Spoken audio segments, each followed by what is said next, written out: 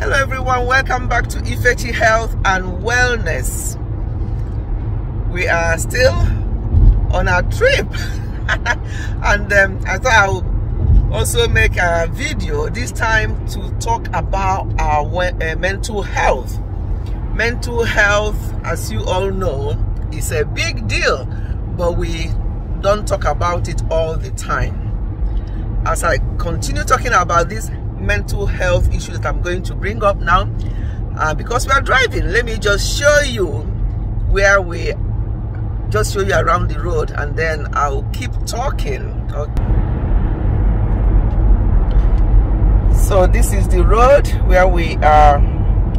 It's not too bad regarding traffic, so we are just taking things easy. So what do I want to talk to us today about mental health? Let us start with the simple ones that starts as work-related stress.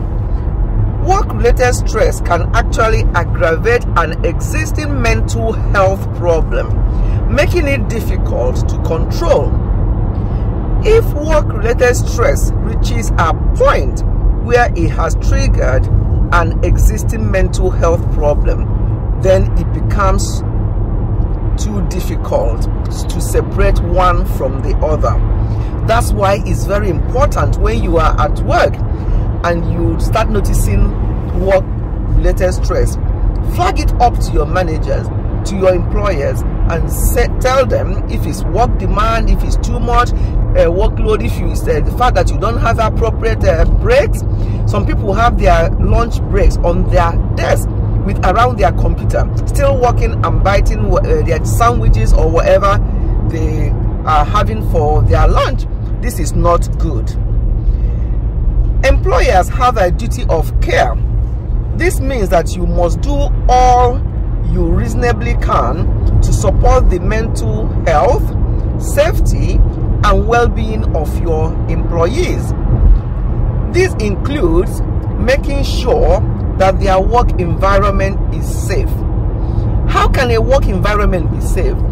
By making sure that risk assessment is carried out and ensure that they are working safely, and ensure that they are having adequate breaks. Very, very important. And how can you tell if an employee is struggling? Because sometimes people struggle, but because of their ego or because they want to please, they do not mention to their managers or to people that they work for that they are actually struggling. So how you may even identify it yourself as a manager or as somebody who is working with somebody, the way you may identify is that there will be a lack of engagement. They will have difficulty concentrating and general withdrawal from work tasks and work colleagues. You know, they start withdrawing themselves and wanting to be on their own. So this is a sign that there might be something going on. This person is actually struggling, but they don't want to say anything. There are many ways you can, once it's identified, you should have a meeting. Management should have a meeting with that employee, sit them down, find out what is going on. Don't think that the person is being lazy or that they're complaining a lot, because we are so different. Some people are very tenacious.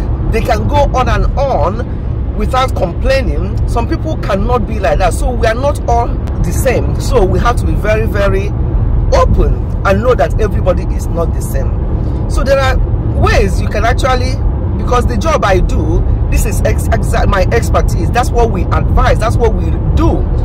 You know, as occupational health, we have a lot of employees that, you know, we deal with stress and anxiety and other kinds of health issues, and we have to make recommendations.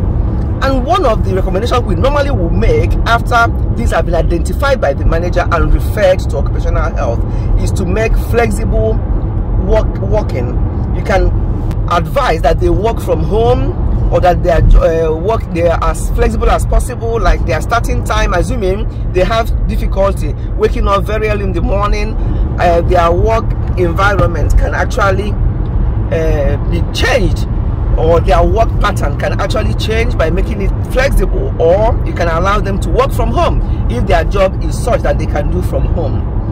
So this is one of the things we can do, but every case is not the same. So it depends on what they are presenting and how it's affecting them. So based on that, you can make recommendations to support them in the workplace. There's none of this saying, oh, my colleague got this, I have to get this. No. Everybody is assessed individually, and based on the outcome of the assessment, you can give advice regarding that person. So what actually some of the things that may trigger poor mental health at work? One of the things identified are poor working environments, including discrimination and inequality, excessive workloads, I've mentioned that before, low job control and job insecurity. Sometimes your job is not secure. That can cause a lot of stress. It can pose a risk to your mental health, because you are not sure whether your job is going to stop today or tomorrow. You are just worried all the time. This can also contribute to work-related stress. So how can you tell if someone is actually secretly struggling? Because people, as I say, they're so shy, or they are uncomfortable to talk about their mental health. But there are other things you can pick out are things like change in their communication, their tone, their frequency, their clarity. There will be some change in that, then you know there's something not quite right. Change in the way they engage, like in meetings or in group chats or in team activities. You will notice that this person is not engaging the way they used to. There's consistent absences. They're always making excuses not to be at work. That's a red flag to show that there's something not quite right with this person. Or they're overly present, what you call presenteeism. They're always present, even if they're so poor, they want to be there. That's also, so going absent all the time and also being present all the time can also be a sign of something not quite right up there. Or you can also notice some changes in their appearances, physical appearance or surrounding workplace appearances. You can just tell that there's something not quite right with this person's appearance. This is not how they used to be. They might start looking unkempt or something like that. Then that's another red flag to say that this person might be going through something and they need to be checked out. Even if they didn't say anything, it's always good for, even if you are a colleague to that person, you notice that, mention it to the manager and they can sit down with the person, have a meeting with him or her and see how they can be helped. Our mental health is very important. Please do not shy away from discussing your mental health. It's a big issue in the workplace at the moment. Even sometimes it may even be your own manager that is having this issue. You may notice that your manager is highs and lows. Today they are happy, tomorrow they tell you off for something that they would normally overlook. Then there's something not quite right. So you have to help each other.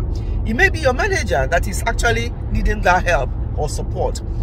Look after each other in the workplace. Once you notice inconsistency in their behaviors, in their appearances, the way they talk and all the rest of it, help them by pointing them to their managers, and the manager can refer them to occupational health where they can be assessed. We get all the information and give advice on how they can be managed in the workplace. It's no more something you shy away from. Please speak out in the workplace about your mental health. Very, very important.